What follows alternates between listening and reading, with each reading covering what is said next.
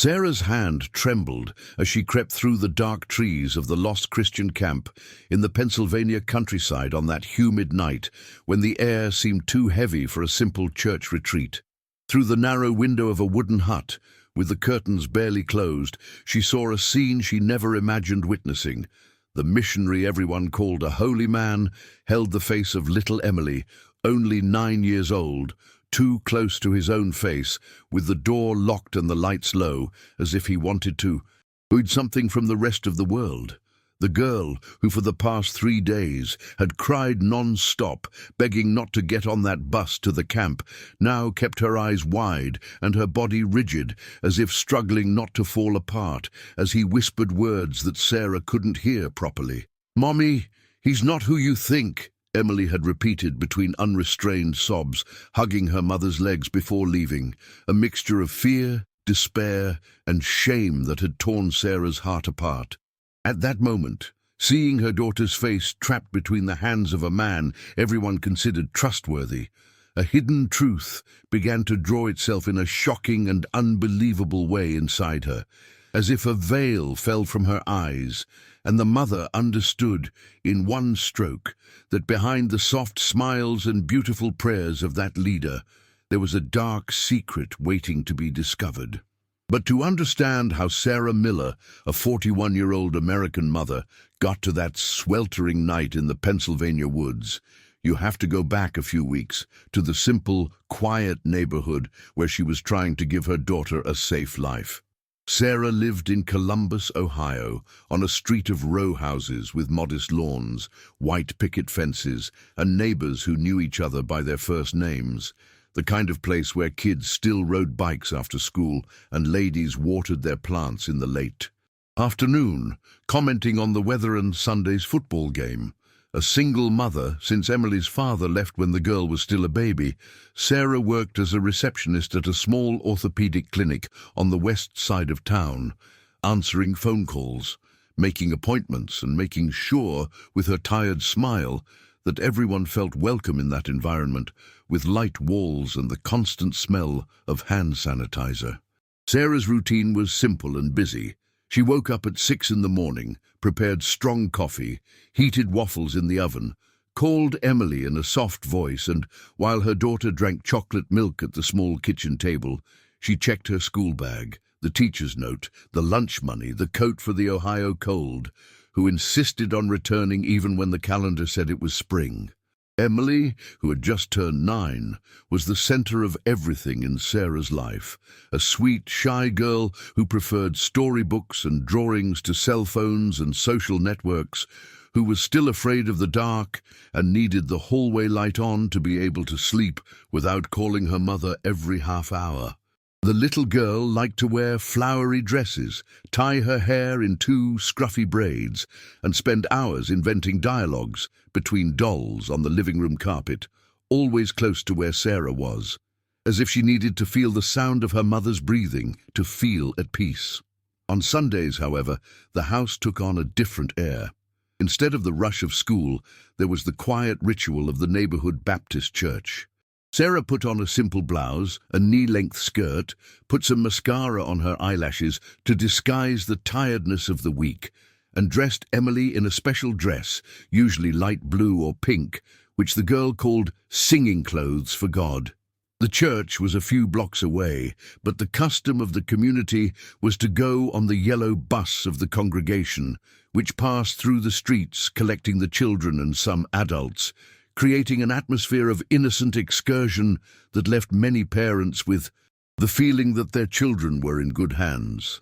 It was in this environment of normality and trust that Mark Johnson emerged, as if he were the answer to all the prayers of the congregation. He was in his early 40s, had come from North Carolina with the title of Missionary, bringing stories of trips to poor countries, photos of smiling children in distant villages, and a calm manner of speech that delighted the elders and won the attention of the little ones. Tall, thin, always in a light dress shirt and dark pants, Mark carried a worn guitar full of stickers of crosses and biblical phrases, and said that his mission was to care for the next generation with love and fear of God. Within weeks, He was put at the head of the children's group, organizing choir rehearsals, pizza nights at church, and Bible studies with colorful drawings, until he became, on everyone's lips, the hero of the community. To Sarah, at first, it seemed like a blessing.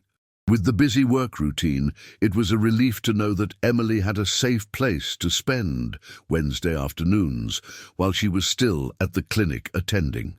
Mark spoke to the children at eye level, remembered each one's name, asked about school, about fears, about dreams, and this made parents believe that he was different from so many cold and distant adults out there.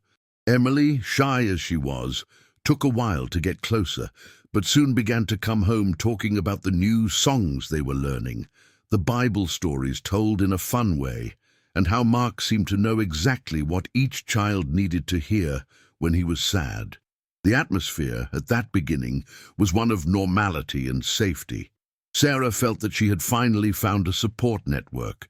The neighbors commented that it was beautiful to see someone so dedicated to children at a time when so many bad things were on TV. Deep down, however, something very small, almost imperceptible, moved inside her like a thread of wool pulled discreetly from a coat. A vague feeling that everything was too perfect, too tidy, like those family photos in a magazine ad that never seem real. In this video, those who are watching will discover how a seemingly ordinary mother, living in a neighborhood like so many others in the United States, had to choose between the fear of being judged by the community and the instinct to protect her own daughter. You will see how small signs, which most people would ignore or call exaggeration, turned into pieces of a disturbing puzzle that, when finally assembled, revealed a truth that no one wanted to see. Courage and determination, in a matter of days, changed the course of Emily's lives and those of other children, showing that a mother's heart, when attentive, can be the difference between silent disaster and last-second salvation. If you've come this far, it's because a real story loaded with feeling and discovery touches your heart in some way. Help this content reach more people. Leave your like, subscribe to the channel, and activate the bell so you don't miss any of the next stories that can open the eyes of other mothers and grandmothers like you. On that particular Sunday, a few days before everything started to fall apart, the morning in Columbus seemed like so many others. The sun was still rising a little shyly, dyeing the roofs orange and the light fog that covered the lawns. In the narrow kitchen, the smell of freshly brewed coffee mingled with the sweet aroma of the pancakes Sarah prepared in the pan, while Emily appeared in the hallway doorway, rubbing her eyes with her small hands, her hair matted, asking for 5 more minutes in bed. Sarah smiled despite her tiredness and pointed to the blue floral dress she had left hanging on the chair in the living room. Emily loved that particular dress. He said that the flowers looked like those in the flower beds in front of the church. While the girl ate slowly, stirring the honey on the plate with her fork, her mother arranged the bag with the battered Bible, a handkerchief, a packet of tissues, and a bottle of water, the repeated routine of every Sunday. When the kitchen clock struck 9:30, the familiar sound of the church bus echoed through the street. It was a yellow vehicle, older, adapted, with the name of the congregation painted blue on the sides. Neighbors began to leave the house, children running around with open coats, parents waving from balconies. Sarah held Emily's hand, and the two walked to the sidewalk, feeling the cold wind hit their faces. At the door of the bus, there he was, Mark Johnson, with the guitar on his back and a wide smile, helping each child up the step, calling by name, making soft jokes that drew laughter from even the shyest. When he saw Emily, he opened his arms as if he were welcoming a dear niece. "Good morning, my little warrior of faith," he said in a sweet tone, as he took the backpack from the girl's hands and placed it on the bench next to the window. Sarah, a few steps away, watched. On the one hand, he felt gratitude. An adult man, apparently trustworthy, willing to spend Sunday with children instead of staying at home resting. In such a harsh world, there are still good people, she thought for a second. But something in that scene began to lightly scratch that sense of security. When Emily put her foot on the first step, Mark leaned his body close to her, lightly touched the girl's shoulder with his fingertips, and got too close to her ear, whispering something Sarah couldn't hear. It was not a blatantly wrong gesture, nothing that, seen from afar, seemed aggressive. It was just the way he held his shoulder, his hand taking a little longer than necessary, his face very close to the child's hair. At that moment, a small squeeze went through Sarah's chest, the kind of feeling that, if told aloud, might sound silly. She herself tried to convince herself that she was tired, that she had been too sensitive since she had started seeing so much bad news on television, that her mind might be playing tricks. "You're exaggerating, Sarah," he thought, taking a deep breath. "It's just a welcome hug. He looks like that with all the children." In fact, watching a little closer, she saw Mark adjust another girl's coat, pat a shy boy on the shoulder, hold the hand of a third who was afraid to go up the stairs. Everything seemed normal. Everything fit the image of uncle of the church that everyone repeated. Still, the tightness in his chest did not go away. It just hid in a corner, like a low radio noise turned on in another room. Along the way to church, Sarah followed the bus in her car, a habit she said was for safety, but which deep down had to do with the need to feel in control. Through the window, he saw the children laughing, marking rhythms with their hands, probably singing some song that Mark played on the guitar. That sight brought a little comfort, but it didn't completely erase the shadow that had formed when he whispered something in Emily's ear. In the church, the service began as usual. Hymns, prayers, reading of biblical texts, thanks. Sarah tried to concentrate, but every now and then her gaze would drift to the part of the room where the children sat with the monitors. Emily looked good, sang, clapped, sometimes laughed at something a friend said. Mark, at the head of the group, conducted the children's choir with broad gestures, as if he were used to commanding great emotions in small bodies. During the moment of special prayer with the children, the pastor called Mark to go on stage. He spoke of the importance of healing the hearts of the little ones, of raising a generation that is not afraid to open up to spiritual leaders. And these phrases, while beautiful to the ears of most, sounded strangely loud to Sarah's ears, as if there was a weight there that she could not name. That night, already at home, the tightness in the chest would come back even stronger. But for now, she tried to convince herself that everything was in order, mentally repeating that Emily smiled, that the other mothers trusted, that no one but her seemed to notice anything out of place. Hours later, when the sun had set and the streets of the Columbus neighborhood were quiet, Emily returned from church different. She entered the kitchen door without the usual lightness, dropped her backpack on the floor with a sigh, and went straight to the refrigerator, as if she wanted to hide behind the metal door. Sarah, who was washing the dishes for dinner, noticed the way her daughter avoided looking into her eyes. There was something faint about that face that usually shone when she came home from rehearsals, full of new songs to sing. "How was the choir today, daughter?" her mother asked, trying to sound casual. Emily took a few seconds to answer, stirring the glass of juice on the counter. "It was, tiring," he murmured, half-heartedly. The word fell strangely in Sarah's ear. Until then, the girl had always used terms like cool, fun, funny to talk about the group. Tiring didn't suit the Emily she knew in that environment. When the mother approached to hug her daughter, she noticed another detail that made her whole body alert. Emily's hands were cold, too cold for someone who had just returned from a closed hall, full of children running around. The girl's body felt stiffer than usual, as if it was controlling some internal tremor, and there was, in the grey sweatshirt, a strong, aggressive smell, which was not the soft perfume of cleanliness that filled the church on other days. It was a harsh smell of concentrated disinfectant, too strong, that invaded Sarah's nose in an almost violent way. "What is that smell, Em?" he asked, smelling the sleeve of his coat. Emily shrugged. I think someone spilled cleaning product in the room. We had to stay there for a while, he replied, looking at the floor. The answer did not sound natural. There were too many pauses, as if the girl was choosing each word carefully. Sarah didn't insist at that moment, but the discomfort grew. Later, after the bath, mother and daughter sat on Emily's bed, as they did almost every night. Sarah took the hairbrush and began to comb the still damp locks in a slow movement that used to relax the girl. The lamp shone a soft yellow light into the room, where the walls displayed drawings made by Emily and some photos of the two of them in parks and school birthdays. "Tell me more about this shoot, dear," Sarah suggested, her voice calm. "I saw you quieter today. Did something happen?" Emily bit her lower lip, a sign that her mother recognized as nervousness. "No, it's just that it was different," he replied.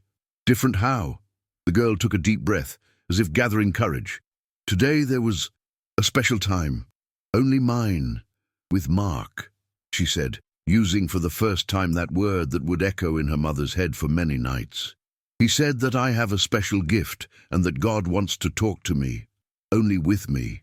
In a small room behind the stage, Sarah's heart raced.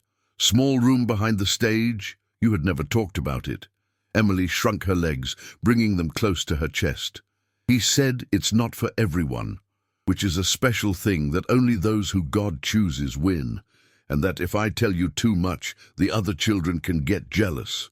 There was a trained sweetness to the way those words came out of her daughter's mouth, a mixture of confused pride and fear that tightened Sarah's chest in a way she couldn't ignore. "And what do you do in this time special?" he asked, trying to keep his voice steady. Emily looked away. "We pray. He says things in my ear. He says that I am very important to God, that I can't disappoint." Silence settled in the room for a few seconds, heavy. Sarah felt a slight ringing in her ears, an internal warning that something in the whole story wouldn't close. A secret, special time, in a small room, with a strong smell of disinfectant, with only a few chosen children, and now the daughter returned quieter, with cold hands and distant eyes. "Was he alone with you in this room?" the mother insisted, with the care of someone who steps on fragile ground. "Sometimes," Emily replied, almost in a whisper. "Sometimes another girl comes in, but today I stayed there, just me and him for a while." Sarah swallowed. He felt a wave of fear and despair rise up his throat, but he held on. "Maybe I'm seeing things where there isn't any." He tried to calm down mentally. "Maybe it's just a different form of prayer, an extra care. Maybe I'm letting my fear speak louder." Even so, before turning off the lamp, she spent a few seconds watching her daughter's face, looking for any trace of genuine joy that would confirm that it was all just an exaggerated concern. What he saw, however, was a tired Emily with slight dark circles under her eyes that did not match her age, and a look that seemed lost somewhere beyond the ceiling of the room. If this revelation about the special time is arousing in you a deep curiosity about what really happened behind the doors of that church, comment right now, "I want more stories," and please leave your like on this video so that this message reaches even more people who need to open their eyes. In the following days, the so-called special hour began to repeat itself, like a silent clock marking the climb of something that Sarah could not yet name. Every Wednesday afternoon, after work at the clinic, she would pass the parking lot of the church in West Columbus before heading home, a detour that pretended to be for convenience, but was actually a new habit driven by restlessness. From the car window, half hidden behind the wheel, she watched the movement of the red brick building of the Baptist church. Parents came and went. Some chatted excitedly at the door. Others dropped off their children and quickly returned to their own routines. Inside, through the side windows, you could see shadows of children running, chairs being dragged, lights on in the main hall. But there was a pattern that began to become clear, like a repeated movie. For 3 Wednesdays in a row, at about the same time, Sarah saw Mark appear in the side aisle with the same 4 girls, Emily and 3 other little girls of similar ages, all with badges hanging from their chests. He walked with them to a door next to the communal kitchen, a door that Sarah, until then, had barely noticed existed. After the children entered, he would close the door calmly. Seconds later, a hand appeared on the small glass and glued a dark cloth inside, covering any view of anyone passing in the corridor. Outside, everything seemed cheerful. A guitar played, a few giggles escaped. The adults in the lobby continued to talk about church bills, about the weekend's baseball game, about life. No one seemed to find it strange that a man would be alone in a closed room with 4 girls, repeatedly, with the window covered. Inside, however, Sarah felt butterflies in her stomach that did not go away. Her hands were sweating on the steering wheel. Her heart was beating too fast for someone just curious. She was trying to reason with herself. "You're just another worried mother, no big deal," said the voice of fragile reason. "These meetings should have a logical explanation. Maybe it's just a separate rehearsal, a reinforcement of some music, a moment of prayer for shy children." But soon after, another voice, deeper, older, which seemed to come from the instinct buried in every mother since always, answered, "A closed room, a covered window, always the same girls, always him alone inside. Why does it need to be this way? Why so much secrecy?" One afternoon, as she watched the repetition of that pattern for the 3rd time, a strong feeling came over Sarah, as if something inside her screamed that it was not just an impression. It was an almost physical moment, as if someone had pressed a button on his chest. "My God, what if I'm right?" she thought, her nails dug into the leather of the steering wheel. Anxiety began to spread through her body. Her breath became short, a slight dizziness came with it, and she had to close her eyes for a few seconds so as not to panic right there in the parking lot. In his head, images of Emily's face, the cold hands, the smell of disinfectant, the word special mixed with the sight of that door being closed, the covered window, the muffled guitar. That same night, Sarah decided that she could no longer be content to just watch from afar. What happened in the next few hours would destroy all the certainties she had about church safety, about trust in leaders, about the very idea that, in a place of God, certain things simply do not happen. If you're here so far, it's because this story is stirring you on some deep level. What follows will show the exact moment when everything changed, the point when an ordinary mother had to become an investigator for the love of her daughter. Therefore, by the end of this video, the complete outcome will be revealed with details that few people know. So stay with me until the end, because each missing piece will still make sense in your heart.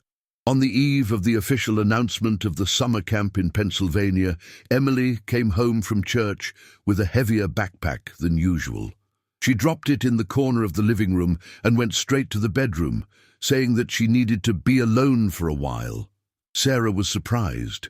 Emily had always liked to show the drawings made in the children's group, the lyrics of the new songs. That rush to lock herself in her room seemed to warn her that something was really bothering her. After a few minutes, when the house fell silent, Sarah approached the backpack lying near the sofa. When he opened it, he found a colorful brochure folded in half, with a large photo of wooden huts lined up around a lake, children smiling by a campfire, and large letter phrases promising 3 days of spiritual renewal for children ages 8 to 12. There was also a drawing of a dense forest with tall trees and a campfire surrounded by children holding hands, as if it were all one big, innocent adventure.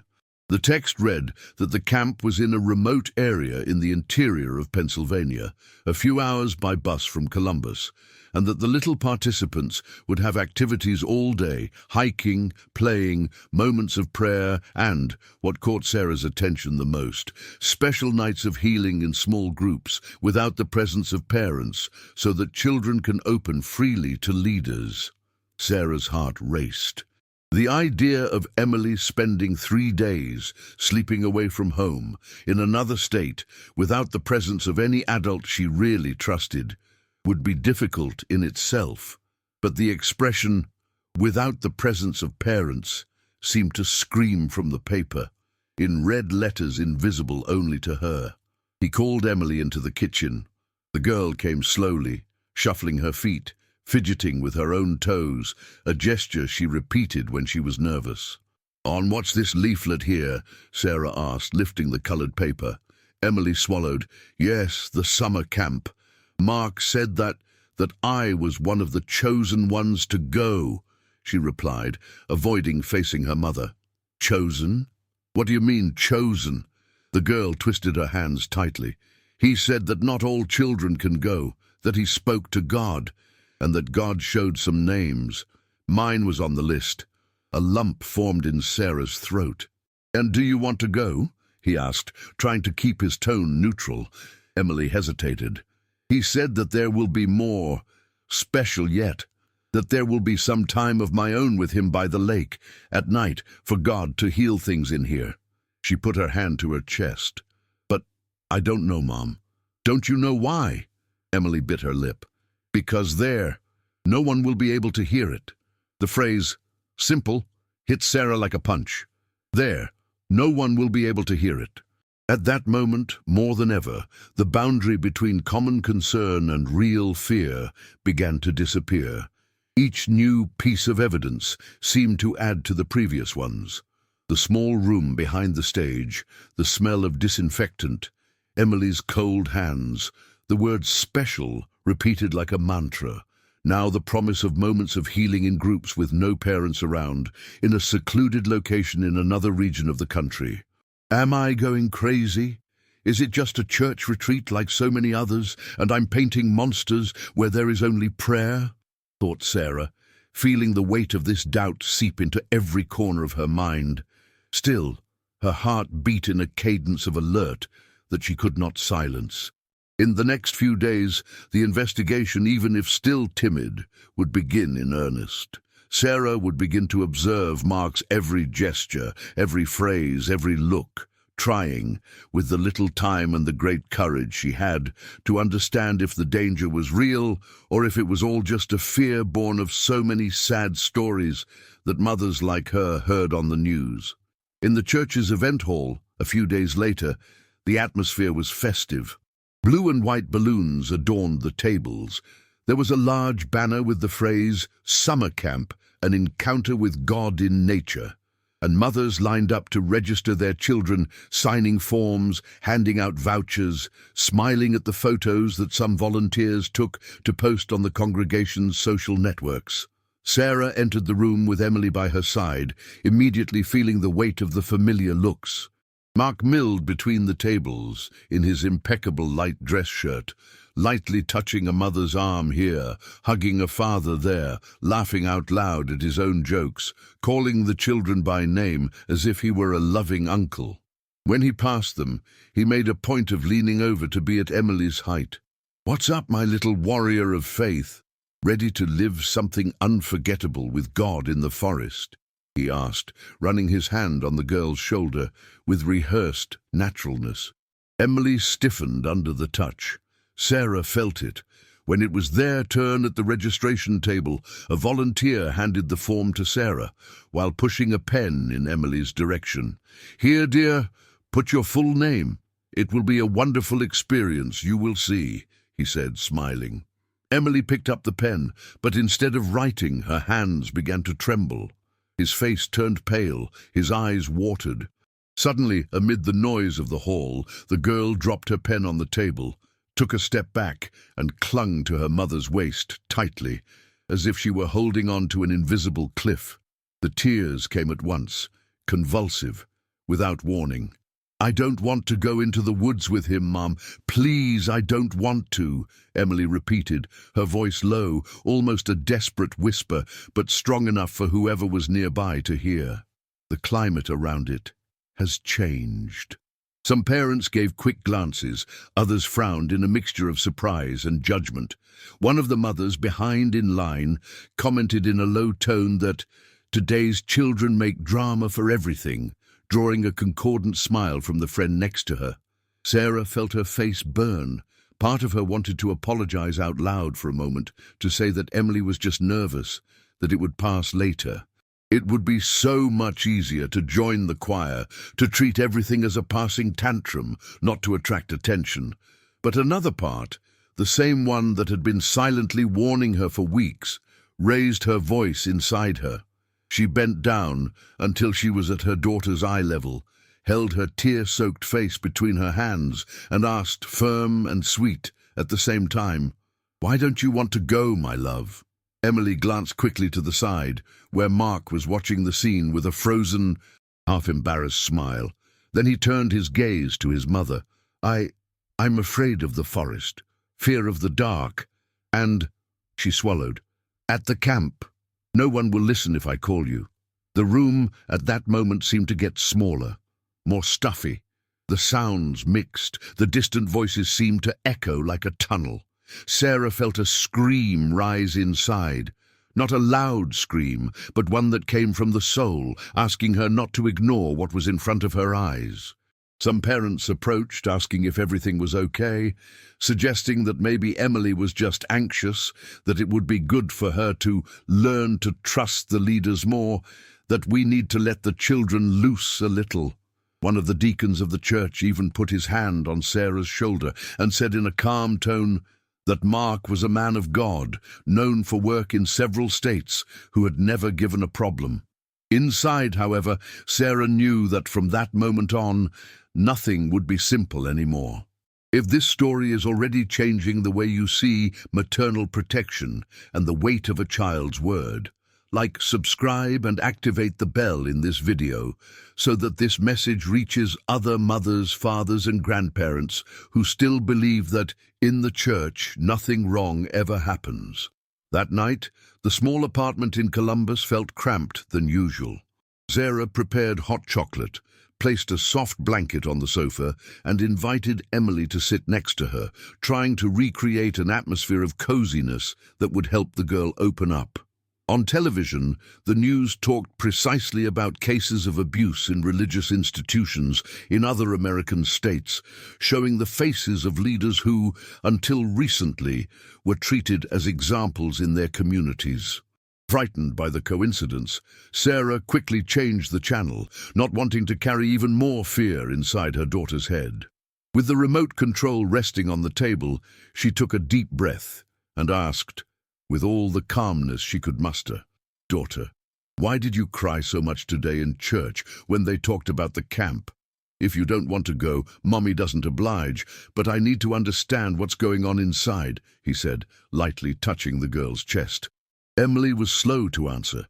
He played with the edge of the blanket, rolling and unwinding the fabric between his fingers. "It's just that, Mark, he changes his voice when he's alone with me," he confessed, without looking his mother in the eyes. "How do you change?" Sarah asked, feeling her hands sweat. "Stay lower, closer to my ear. And he says things he doesn't say when everyone else is in the room. He says that, in the camp, no one will be able to hear it." That phrase came back, even heavier. No one will be able to hear it. Sarah felt her chest tighten so much that she had to take a deep breath so she wouldn't collapse right there. The image of the missionary holding Emily by the shoulder, whispering something in her ear at the bus door, came back with force. The smell of disinfectant, the small room, the cloth in the window, the special times. Now, everything seemed to be part of the same disturbing sequence. "If I'm right, I can't let this go on. No way," she thought, almost out loud. "But if I'm wrong, I can destroy the reputation of a man whom the whole city calls a man of God. What if it's just in my head? What if Emily is misinterpreting?" The internal conflict was devastating. On the one hand, the fear of being unfair, of spreading an accusation without evidence, of being seen as the hysterical mother who spoils the work of a dear missionary. On the other, the dread of ignoring her own daughter, of going over her tears in the name of an apparent peace, of becoming another adult who closes her eyes to what a child tries to say in a confused but true way. That night, Sarah barely slept. He tossed and turned in bed, heard every noise in the building, got up twice to check if Emily was okay, if she breathed calmly. On each turn to his own room, the same question echoed like a refrain. What if it's true? What if, in a few years, I look back and realize that I had all the leads, but I chose not to act? The next morning, as she packed Emily's backpack for school, the answer began to take shape. At the bottom of the smaller pocket, wrapped between colored pencils and a broken keychain, was a small card with handwritten Bible verses, probably distributed in the group of children. So far, nothing unusual. But when she turned the card, Sarah saw a phrase written in men's handwriting. "Our special secret pleases God. Don't tell anyone." The same strong smell of disinfectant filled the air, as if it had come out of the paper, bringing back all the memories. The daughter's coat, the room with the door closed, the window covered, the nights of crying before bed, the cold hands, the downcast eyes. Every scene she had been trying to fit into innocent explanations suddenly came together like pieces of a puzzle that now showed a figure impossible to ignore. Sarah's legs were wobbly. She had to rest her hands on the kitchen counter to keep from falling. A heat rose to his face, followed by an icy shiver down his spine. There, holding that tiny card, she understood that she had crossed an inner boundary. It was no longer just sensation. It was no longer just vague fear. There were concrete, written words linking the idea of secrecy to the will of God, pushing a child to shut up what he felt. "It's over," she thought, with a clarity she had never felt before. "I'll follow this man to the end if I have to, but I'll find out what he does to the children. I'm not going to deliver my daughter into his hands, even for an extra hour." Nothing in this story happened by chance. Every little detail that is being revealed here is an important piece to understand what was really hidden behind that image of an exemplary missionary. What you are discovering may be just what you need to open your eyes to signs that may have already appeared near you. Stay until the end, because the most surprising moment, the one that shows the true face of this situation, is yet to come. Sarah started slowly, like someone stepping on a frozen lake for fear that the ice would break at any moment. He didn't tell anyone what he had read on the card, nor the tightness he felt when he put together each memory of the last few weeks. Instead, he took an old blue-bound notebook that had been forgotten in the kitchen drawer and wrote down everything he could observe about the missionary's routine. Arrival times, departure times, who entered the small room, who left the church with him, what were the days when that special hour seemed to happen. On the first afternoon, she decided to follow this impulse. She left work at the clinic a few minutes early, telling her colleague at the counter that she needed to solve a problem with her daughter. The car's clock read 4:20 as she parked once again in the same spot in the parking lot of the red brick church in West Columbus. Inside, the children's meeting had already begun.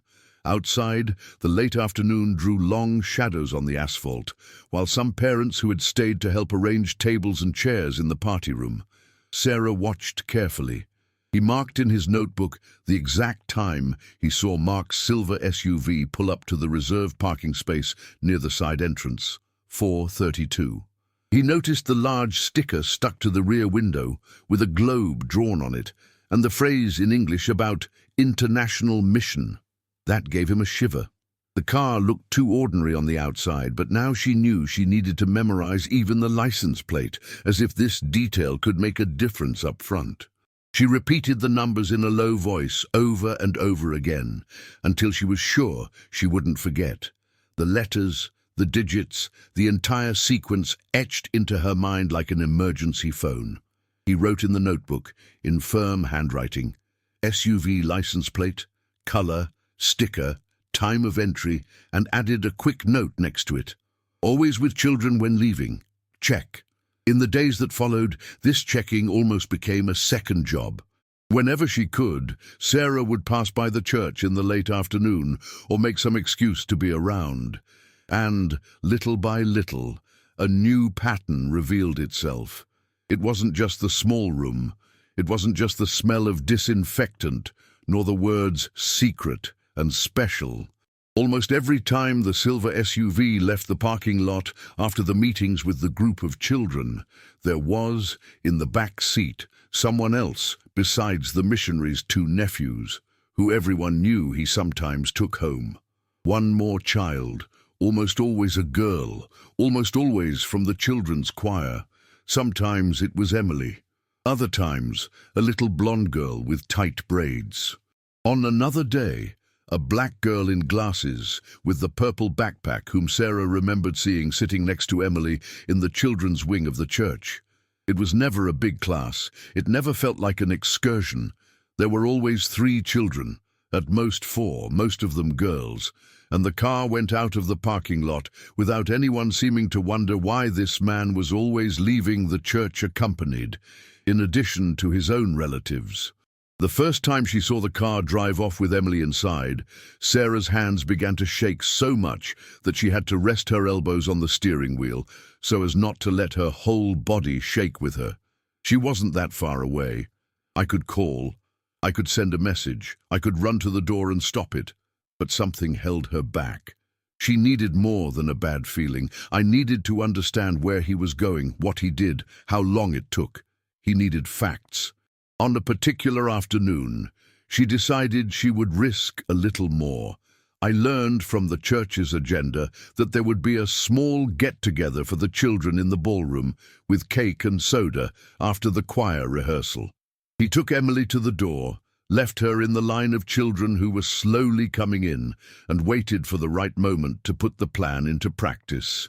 In the lobby, he pretended to forget his daughter's coat hanging from a chair. He left, walked around the block, waited a few minutes in the car, and then came back with the worried expression of someone who had remembered something too important to leave behind.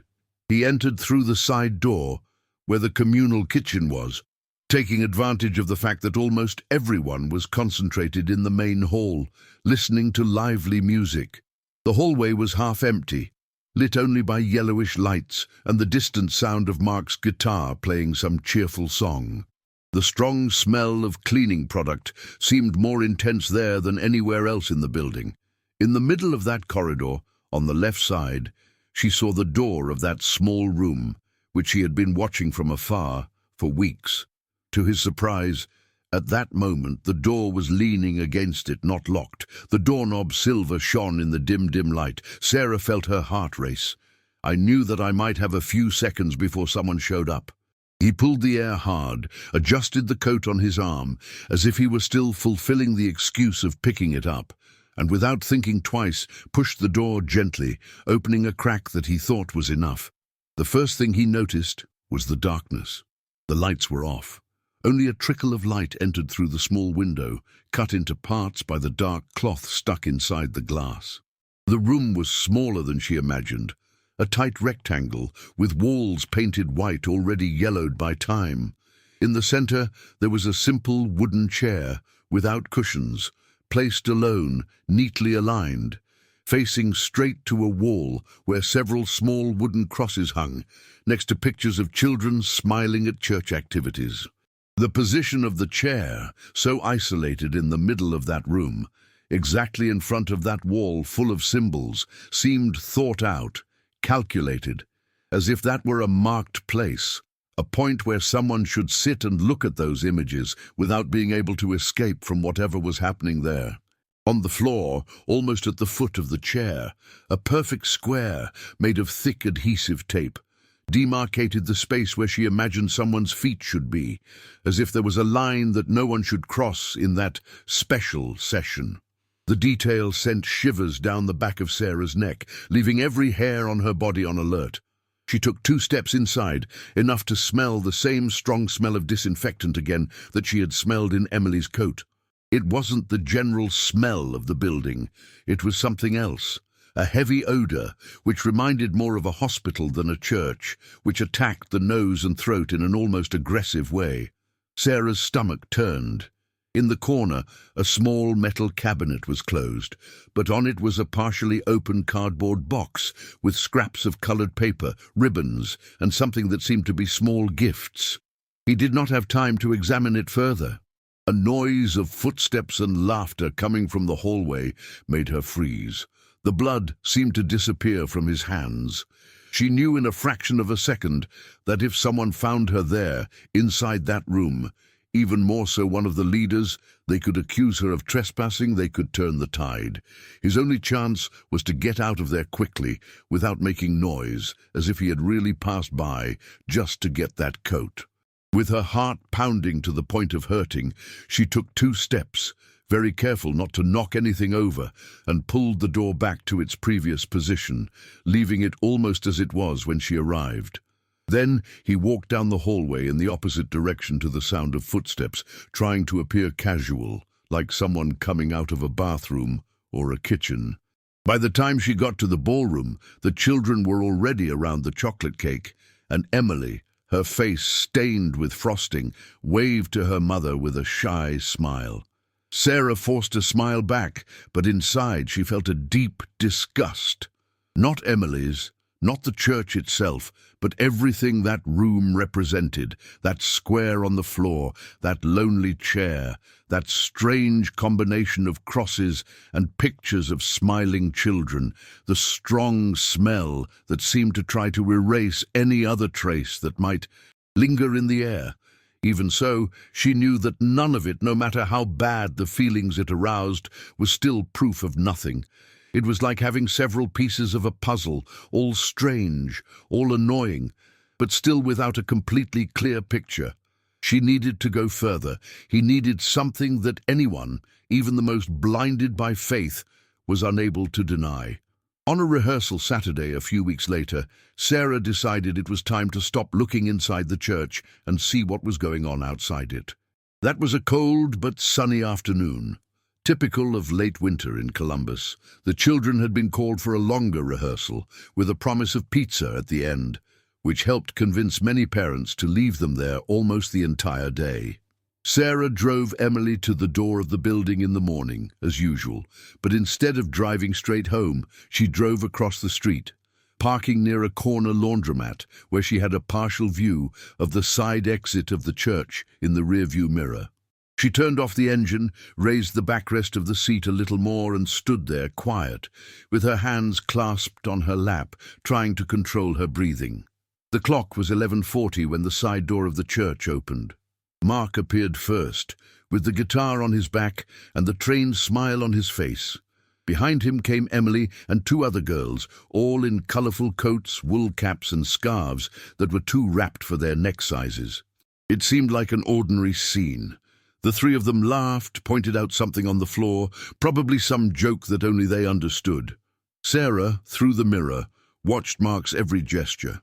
He walked a few paces ahead, but as he approached the sidewalk and the street that divided the church from the small square opposite, he suddenly turned back, took his place next to Emily, and placed his hand on a specific spot, the girl's right shoulder.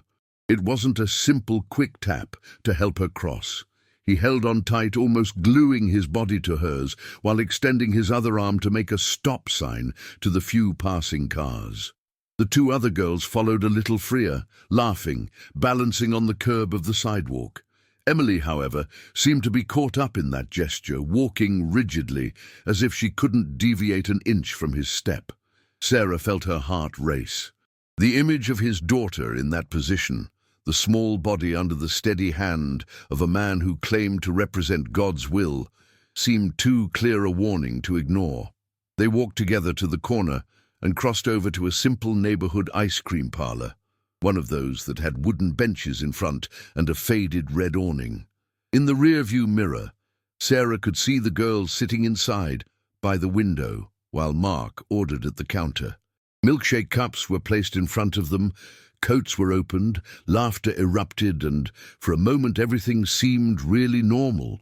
Anyone passing by on the street at that minute would say it was just a thoughtful leader leading some kids to a reward after a good rehearsal.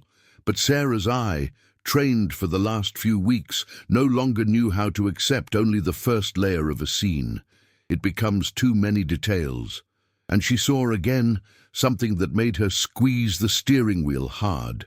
Mark sat next to Emily's right, not in the vacant chair in front, nor between the other 2 girls. He kept her close, so close that when he leaned to speak, his mouth was dangerously close to her ear. The other two seemed to have more space, more freedom of movement, while Emily cringed a little, holding the glass with both hands, as if clinging to something so as not to fall apart. Sarah bit her lip from the inside, fighting the urge to get out of the car and invade that picture of forced happiness. But he knew it was too early for an explosion. She had to wait, observe until the end, see where the scene would go when they left there. After a while, they found themselves walking back to the church. Again, when it was time to cross the street, Mark's hand landed on the same spot. Emily's right shoulder, firm, possessive, almost marking territory.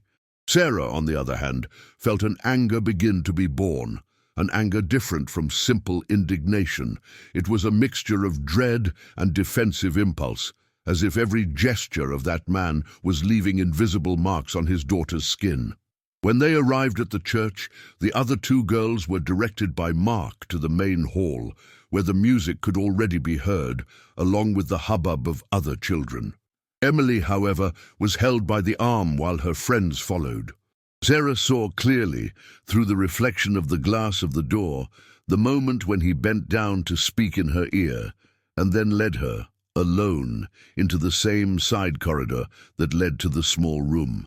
The door closed behind them, and a few seconds later, the curtain appeared covering the glass, just as it had happened on afternoons when Sarah could only watch through the parking window. That day, however, the mother was not so far away. She knew that with one misstep she could be noticed, but she also knew that if she didn't act soon, the feeling of helplessness would consume her. He stayed in the car for a few minutes, enough to notice that time passed too slowly when we didn't know what was happening on the other side of a door. Every minute seemed like an hour. What is he saying inside? What is he doing? Why do you need so much privacy? Why always her? The questions swirled in Sarah's mind in endless circles. That day, she couldn't get as close as she wanted. Another leader, a middle-aged man who helped organize the chairs, walked down the aisle frequently, and that made her retreat. The risk of being seen spying was too great, and any rash attitude could put everything to waste. However, that scene with the ice cream, the street, the repeated touch in the same place, the going alone to the dark room, was like a definitive warning. The following week, Sarah felt she needed another perspective. Alone, drowning in her own suspicions, she ran the risk of going crazy or being seen as someone who only saw evil. So she looked for someone whom, until that moment, she still trusted. Lisa, a friend from church, mother of a girl who also attended meetings with Mark. They arranged to meet at a simple cafeteria near the public school where their daughters studied. It was a small place, with formica tables, red padded benches, an old jukebox in a corner, and the constant smell of freshly brewed coffee mixed with fried food. An ordinary, almost cozy environment, very different from the tension that Sarah carried in her chest. They sat by the window, from where they could see the children leaving through the school gate. Lisa started talking about trivial things, exams, teachers, the rush of being a mother and working outside the home. Sarah let the conversation go on for a few minutes, until she felt that the ground was firm enough to touch on the subject that had really brought her there. With the hot cup of coffee in her hands, she decided to take a chance. He asked, with an air of forced lightness, if Lisa's daughter was excited about camp, if she talked much about Mark, if she said anything about special moments with him. Her friend's reaction came full of laughter. Lisa laughed as if she had heard a joke, shaking her head. He said that Mark was an angel sent by God to that church, that they had never had someone so dedicated before. She said that he helped with the congregation's accounts, that he had bought material for the children's group with money from his own pocket, that he even paid, from time to time, the school fees of a family in the community that was in difficulty. He repeated with conviction that he was an example of a man, a true servant, and that the children were very lucky to have someone like that taking care of them. Each compliment hit Sarah like a pushback. She felt strongly how alone she was in that suspicion. How to face someone so well regarded? How can we question a man who helped other families financially, who was so generous, without being immediately labeled ungrateful, unbalanced, or malicious? It was then that, between one sip of coffee and another, almost as if commenting on an unimportant detail, Lisa let slip something that made Sarah's heart contract again. She said that her own daughter, in the last few days, had been having strange nightmares, waking up in the middle of the night in a cold sweat, calling for her mother and saying that she dreamed of a dark room and a very bright light on her face. She added that she thought it was a child's thing, perhaps influenced by a movie, and laughed, saying that girls sometimes make up drama for nothing. For Sarah, however, that detail fell like a stone at the bottom of a well. Nightmares, dark room, strong light. This combined with everything I already knew about the small room, the lone chair, the crosses on the wall, the marked square on the floor. It was as if, little by little, what she imagined would happen only to Emily turned out to be a frightening pattern that reached other girls as well, even if the mothers themselves preferred not to notice. At that moment, she understood that there would be no point in seeking validation among adults. Everyone seemed stuck in the perfect image of the missionary. Some may have had clues, but they muffled the discomfort in the name of peace. Others, so grateful for small favors, closed the doors of their own intuition. Sarah took a deep breath, looking at her daughter through the cafeteria window, in the middle of the other children leaving school. There on the sidewalk, with her backpack on her back and her coat half open, Emily looked like just another ordinary girl, trying to balance her childhood between tests, games, and choir rehearsals. But the mother knew that there was something too heavy on those shoulders for someone so small. That day, as she drove home slowly through the familiar streets of Columbus, Sarah made a quiet decision. If the adults didn't want to see, she would listen to those who mattered most, the children themselves, and I would do it in a way that made them feel safe, away from closed curtains, away from adult looks that told them to shut up. If you are here, it is because you feel that this story deserves to be heard until the end. What comes next is not easy, but it is necessary. The way those girls started to open up to Sarah in a simple city park has everything to surprise you even more. Don't leave this video before you find out how it all unfolded, because every detail of what happened in the next few days could change how you look at protecting the children around you. On an afternoon when Columbus's skies were cloudy but rainless, Sarah invited Emily and two other girls from the church group for a walk in the playground of a public park near the Scioto River. It was a place the kids loved. There were swings, colorful slides, a large sand pit shaped like castles, and a few wooden picnic tables under tall trees. She presented the invitation as something simple and innocent. She said she wanted to take advantage of Saturday for the girls to play a little outdoors, away from rehearsals, homework, and any obligation. The mothers of the other two girls, trusting Sarah and seeing it as an opportunity to have a few free hours, accepted without much question. When they arrived at the park, Sarah made an effort to create a light atmosphere. She bought ice cream from a nearby cart, helped the three choose the flavors, handed them the cones and let them run to the sand area, where they began to build castles using buckets and plastic shovels. Emily seemed a little looser there, next to her friends, laughing at silly things, getting her hands dirty, forgetting for a few moments the weight of the last few days.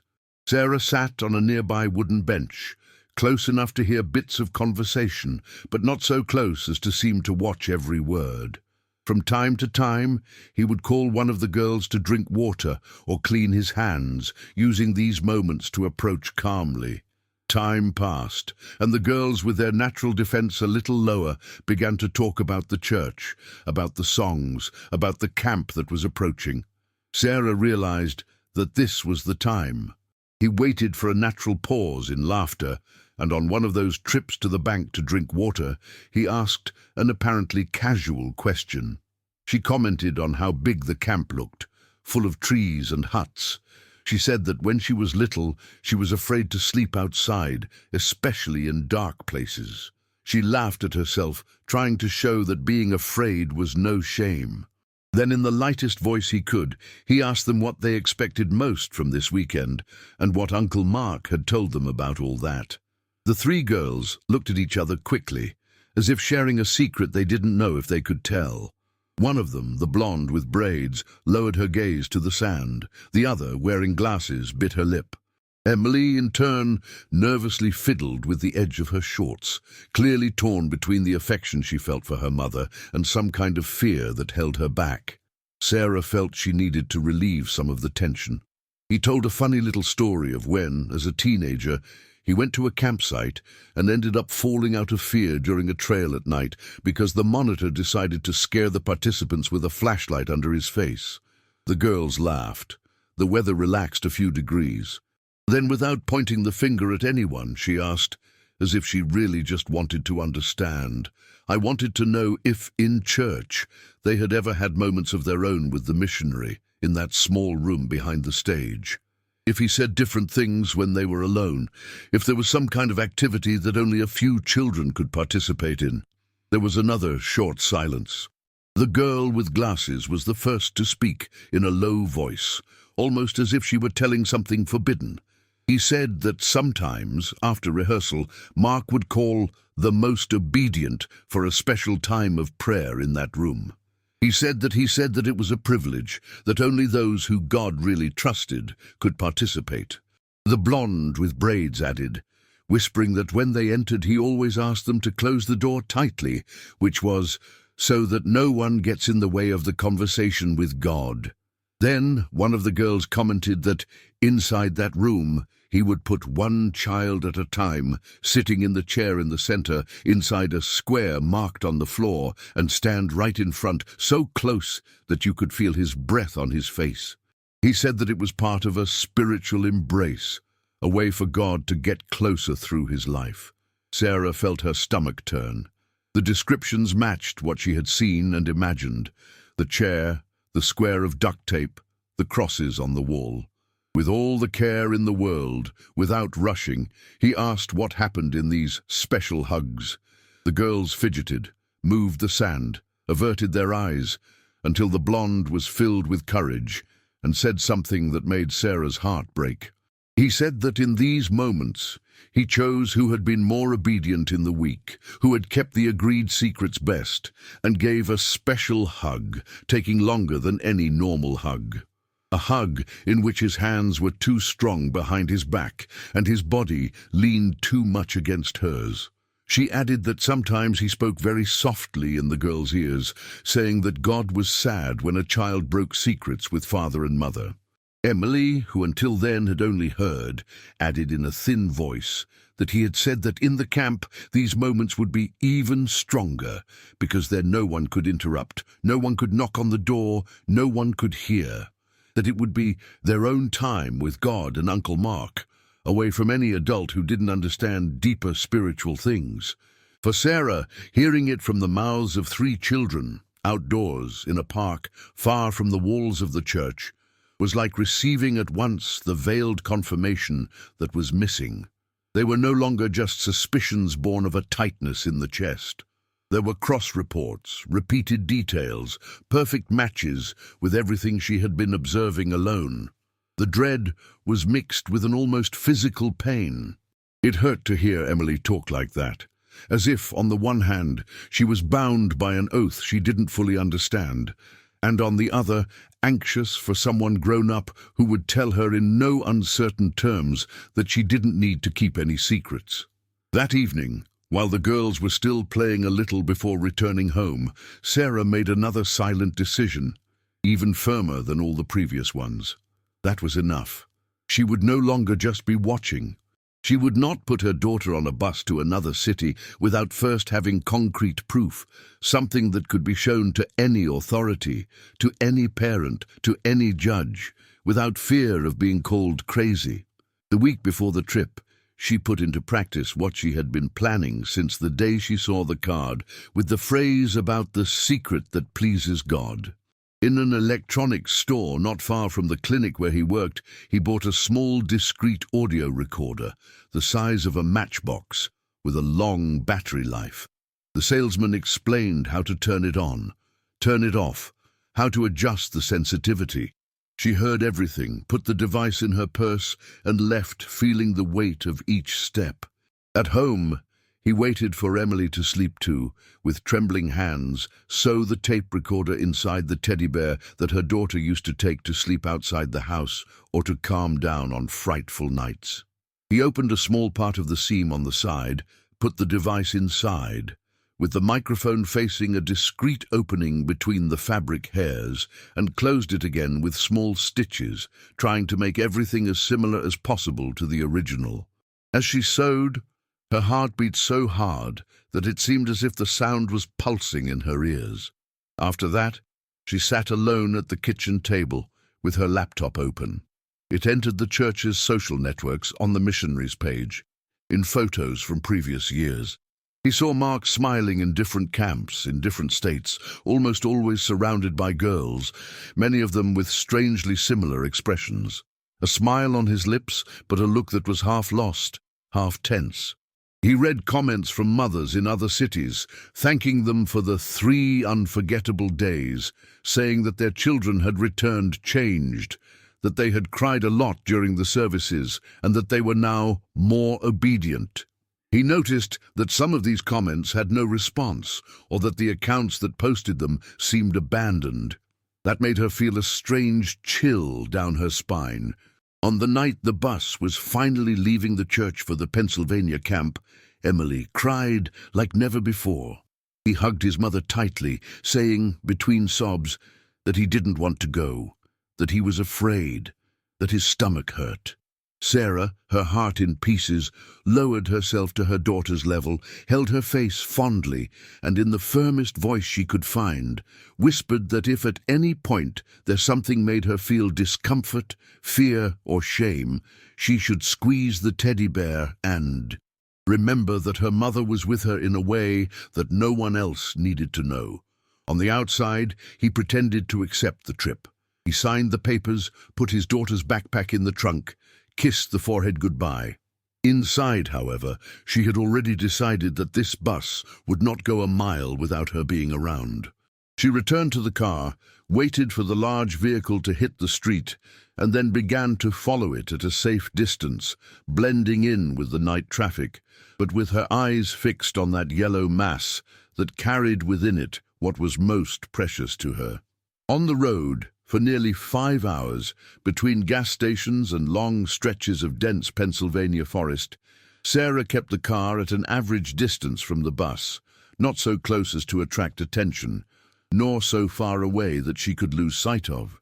At each turn, at each sign indicating a few more kilometers to the destination, she repeated in her mind the same phrase. I will not leave my daughter alone in these cabins, not even for one night. Not even if the whole world says everything is fine. When they finally arrived at the camp, in a remote area surrounded by tall trees and cut by a dark lake, the clock on the dashboard was ticking something close to midnight. Physical fatigue weighed heavily on Sarah's shoulders, but her mind was on the alert. She parked her car far away, near a row of old, nearly abandoned trailers, where she knew she could go unnoticed. From that point, I could see the main entrance to the camp, a large wooden gate with a sign with the name of the retreat, Christian flags fluttering in the wind, and some yellow lights illuminating the central path. The leaders began to welcome the children with songs, hugs, and exaggerated laughter, trying to turn the fatigue of the trip into euphoria. Some volunteers took pictures with their cell phones, probably to post on the church's social networks later, showing how close-knit, joyful, and full of faith the group was. Sarah searched with her eyes for the small figure of Emily getting off the bus.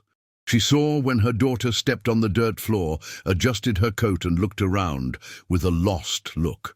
He also saw, and it made his blood run cold, the exact moment when Mark approached, placed his hand firmly on the girl's head, as if blessing, and began to pray right there without asking anyone's permission. From that distance, the mother could not hear the words, but she could see the posture. His body bent forward, his mouth almost against Emily's ear, the exaggerated length of that prayer, while the other children were already being directed to the huts. Every second that scene dragged on felt like a stab in Sarah's chest. She knew that any impulsive gesture there could compromise everything. It needed to be shadow, it needed to be discreet eyes and ears. The plan now had another stage, to stay hidden all the time, to follow every movement from afar, to wait for the time when the special time would be put into practice in that isolated scenario. On the first night, around 9:30, when the cold of the forest began to tighten and the fine mist rose from the lake, part of the camp lights were turned off.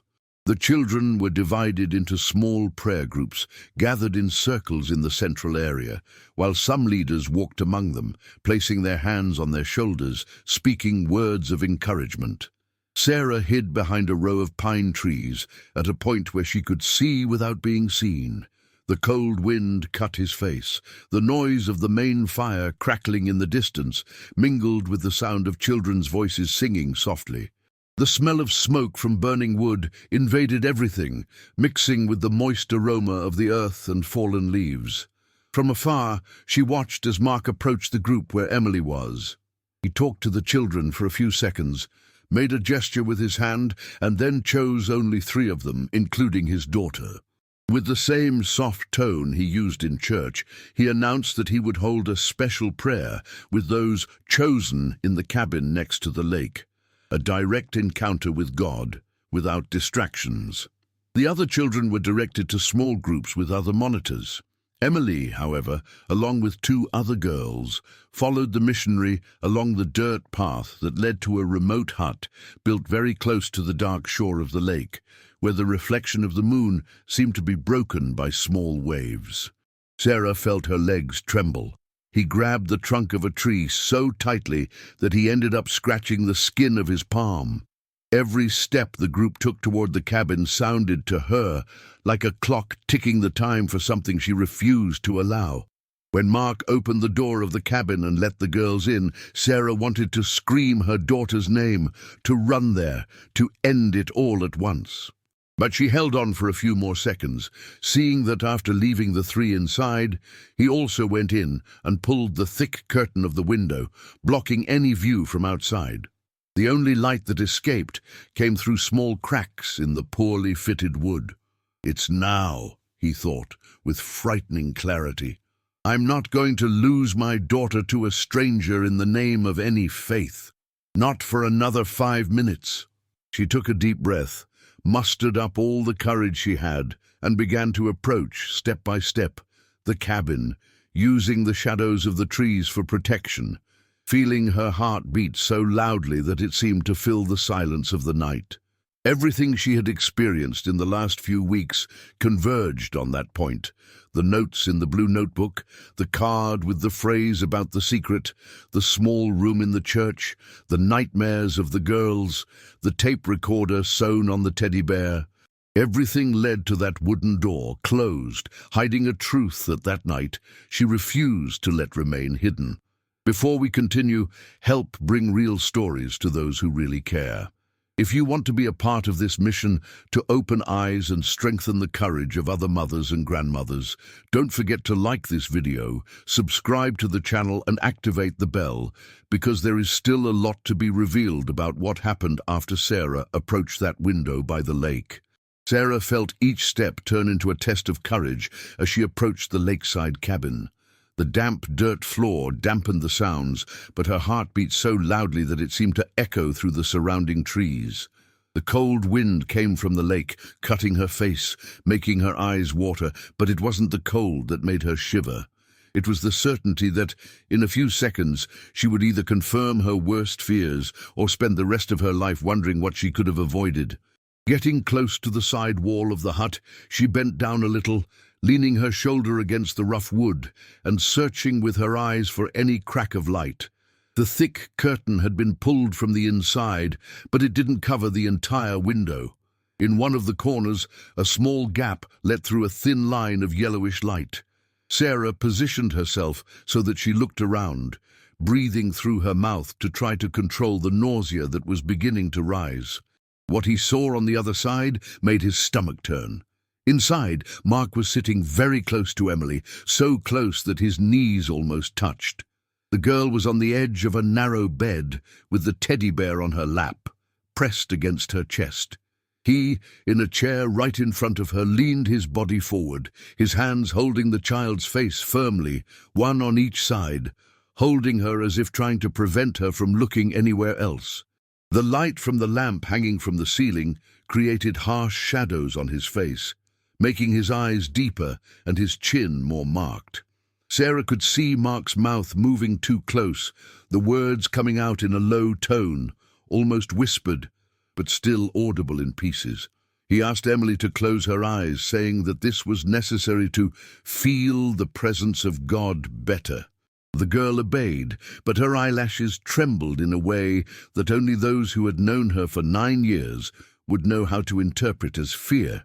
On the floor, near the bed, there was a low wooden box, with an open top, full of small objects, colourful bracelets, plastic rings, key chains, pencils with drawings, shiny stickers.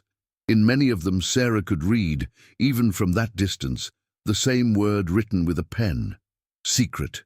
It was the same word she had seen on the back of the card found in her backpack, the same distorted promise she'd been hearing from the mouths of the girls in the park, now materialized in small prizes that seemed like rewards for silence. As he watched, he saw Mark take one of these little gifts, a thin bracelet with light beads and a cross-shaped pendant, and hold it up before Emily's face. His voice, still low, became a little clearer as he approached her face to speak. He said that this was a special gift from God, reserved only for girls who knew how to keep the secrets of the room with the Lord.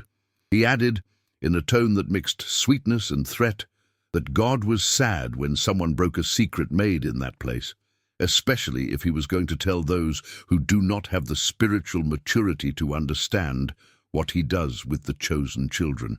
These words, in particular, pierced Sarah like a knife. God is sad. Room secrets. Not telling those who don't understand. Altogether there, before her eyes, translated exactly the fear that had been eating away at her daughter, the nights of crying, the embarrassed silences.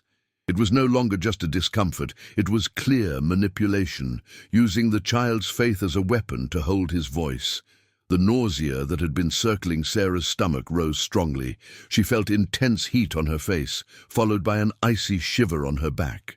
For a second, the view darkened at the edges, as if the body itself wanted to turn off so as not to see it anymore. But it was precisely there that something inside her awakened with a force she had never felt. All fear gave way to fierce indignation. In an instant, she went from being just a terrified woman hiding behind a tree to becoming, in the deepest essence, what she always was: a mother in maximum protection mode. Without thinking about strategy, consequences, who could listen, Sarah took 2 decisive steps to the door of the cabin. The wood was cold under her palm, but she barely noticed. He pushed hard, feeling the resistance of the handle for a moment, and then the door gave way with a dry crash, crashing against the wall from the inside. The noise suddenly filled the small space, cutting in half the sentence Mark was speaking. Emily opened her eyes at once, her whole body trembling. The teddy bear almost slipped from her lap. The missionary, still with his hands close to the girl's face, turned quickly, surprised, his eyes wide at the sight of Sarah's silhouette standing on the doorframe. For a second, no one said anything. It was as if time had stopped there, the mother at the door, chest heaving, face wet with sweat and perhaps tears. The daughter, with her gaze dilated, half stuck in the moment she was living, half running towards the only person she trusted, the man, and caught in the middle of his theatre, trying to understand how much he had been seen and heard. So Sarah took action. He took the few steps that separated her from the bed, took Emily by the shoulders firmly, and pulled her behind him, placing her own body as a barrier between her daughter and the missionary. An ancient, almost animal instinct, commanding each muscle, made her stand a little in front of the girl, as if it were a shield of flesh and blood. The voice came out choked, full of suppressed tears, but firm in a way that even she didn't know she was able to sustain. He asked in a clear tone what kind of prayer was the one that needed a closed door, a curtain drawn and a child with closed eyes, alone, at the mercy of his hands. She wanted to know why he used gifts marked with the word secret to convince 9-year-old girls not to talk to their own mothers. He asked him to explain, right then and there, why he told a child that God was sad when he opened his mouth to tell what happened inside a locked room. Mark tried to compose himself. He let out a nervous laugh, raised his hands as if to show that he is not holding any weapon, and began to speak in a tone that mixed offended surprise and false calm. She said that it was just a dynamic of trust, that she was distorting what she saw by being nervous, that the church had been doing similar things for years. He said that the gifts were only symbols of commitment to the faith, that the phrases about secrecy were only about spiritual intimacy, not anything concrete. He even insinuated that Sarah must have been very tired and extremely sensitive, enough to see sin where there was only pastoral care. As he spoke, however, his voice trembled subtly.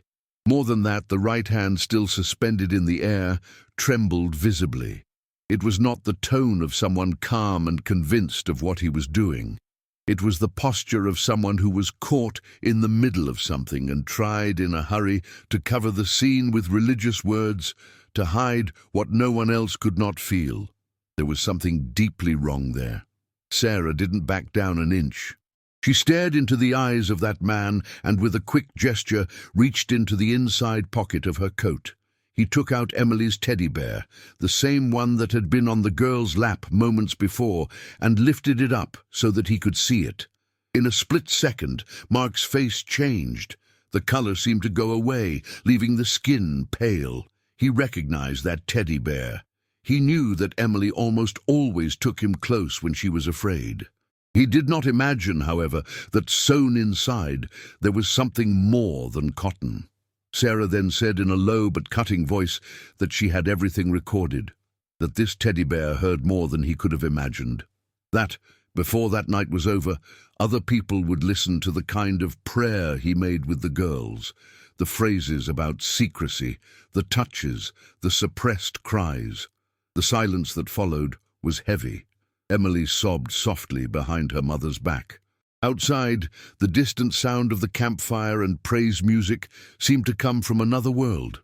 There, in that small hut, there were only 3 people and a truth that had finally been pulled into the light. At that moment, a few footsteps approached from the outside. One of the other leaders, surprised by the noise of the door slamming or noticing Mark's prolonged absence, came to see what was happening.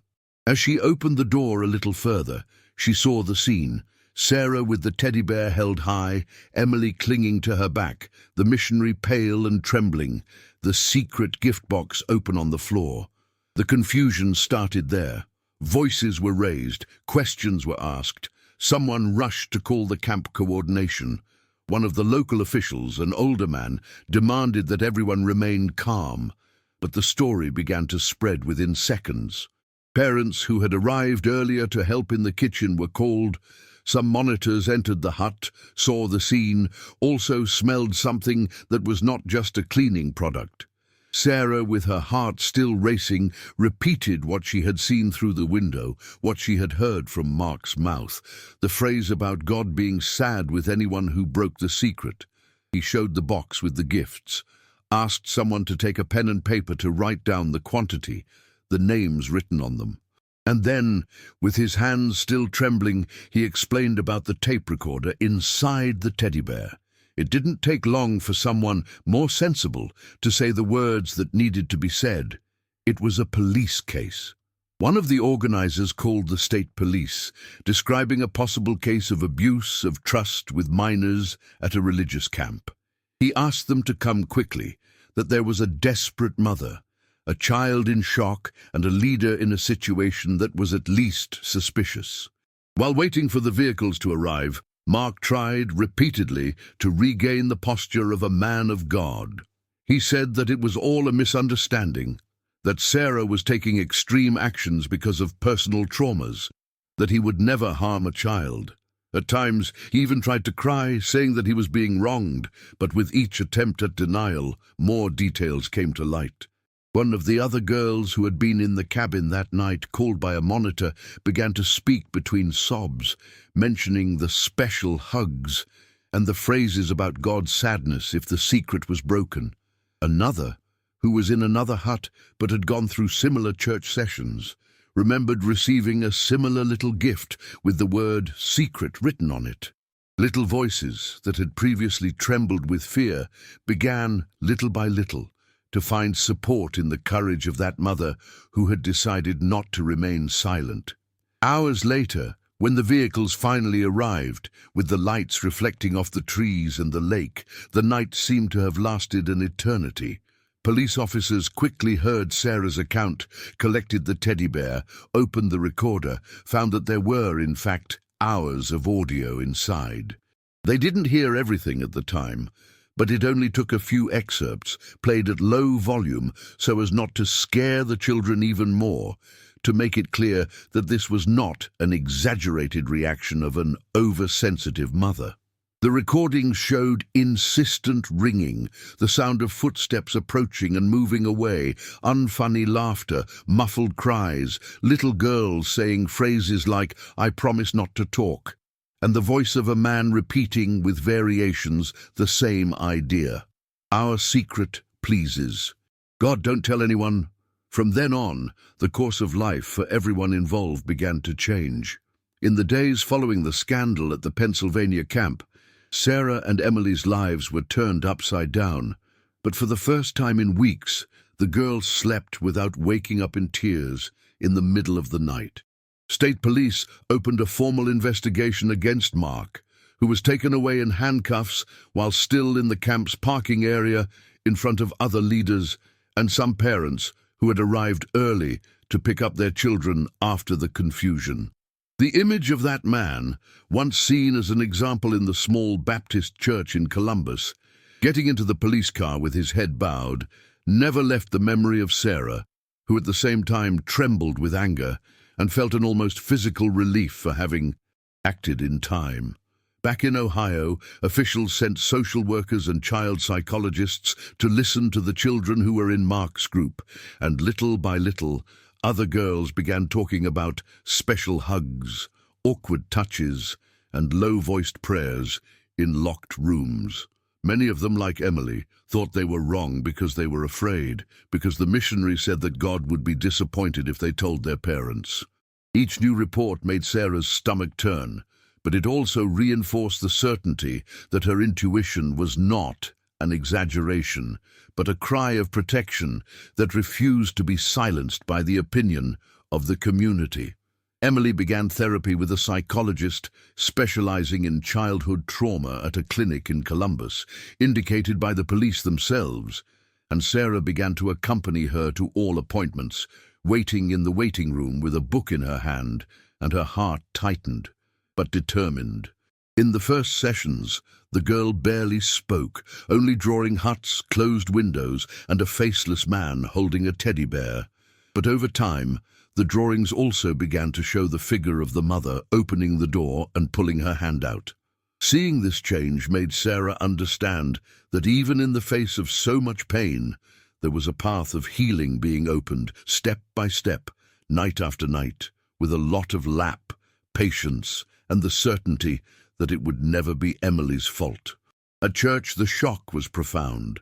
Some even tried to defend Mark, saying that it could all be a misunderstanding, but the recordings of the teddy bear, added to the testimonies of other children in different states, overturned any doubts. The pastor, embarrassed, publicly apologized to the families, and a group of mothers came together to create new safety rules for any activity with children, requiring glass doors, more than one adult in each room, and a total ban on gatherings alone. Sarah, once seen as the dramatic mother, came to be respected as the woman who had the courage to go against the crowd to protect not only her own daughter, but several other children who might never have had a voice. At night, when the lights in the small apartment in Columbus go out and silence takes over, Emily sometimes still holds the new teddy bear without a tape recorder and quietly asks if she will ever stop being afraid of people in the church. Sarah hugs her tightly, smells the shampoo in her daughter's hair, and replies that it will take as long as it takes, that no true faith asks for silence in the face of a child's pain, and that if one day something seems wrong again, the two will speak loudly together. As she watches her daughter fall asleep, she knows that she has lost her innocence in relation to authority figures, but she has gained something even greater. The certainty that a mother's instinct is not an exaggeration, it is a shield. And that, even when the whole world tells you to trust, a mother's heart will always have the right to investigate before giving up what is most precious to her.